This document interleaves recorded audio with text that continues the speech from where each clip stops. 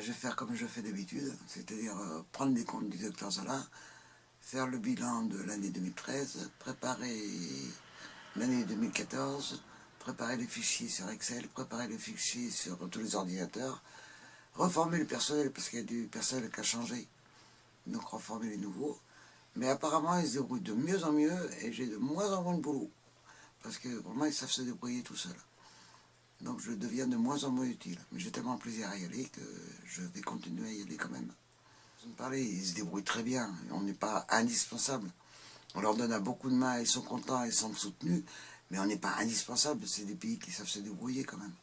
Un clinique de Dr Zala depuis 1998, ça a énormément évolué.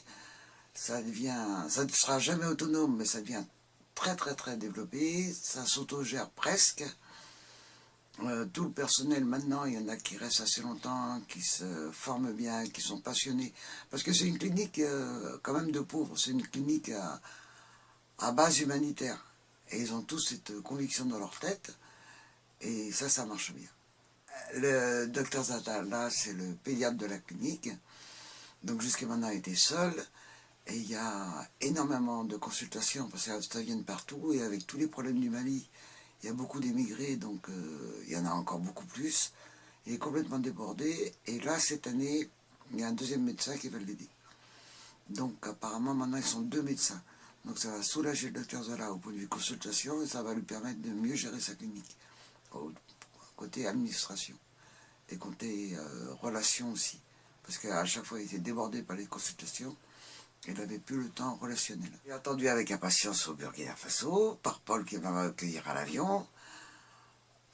Paul, c'est le mari de Sonia, de Kevin, son fils Kevin et Mercia et Rennes. C'est un couple qui a l'âge de mes enfants, ils ont moins de 40 ans. Et là, Sonia m'a appelé dernièrement, ma chambre est prête, ils sont dit, voilà, l'urgence. Que j'y aille. Voilà. Si je suis contente de partir, c'est pas une question à poser. C'est évident. Eh bien, Boussou, c'est un problème. Parce que Boussou, je suis attendu avec impatience à Boussou, je suis attendu avec impatience par le Naba de Boussou. Mais avec le problème du Mali, comme c'est en pleine zone un peu brousse, très près du Mali, et comme ils me surveillent énormément parce qu'ils ne veulent pas que j'ai des ennuis là-bas, ben ils ne veulent pas que j'aille à Boussou. Parce qu'ils trouvent que je ne suis pas assez protégé.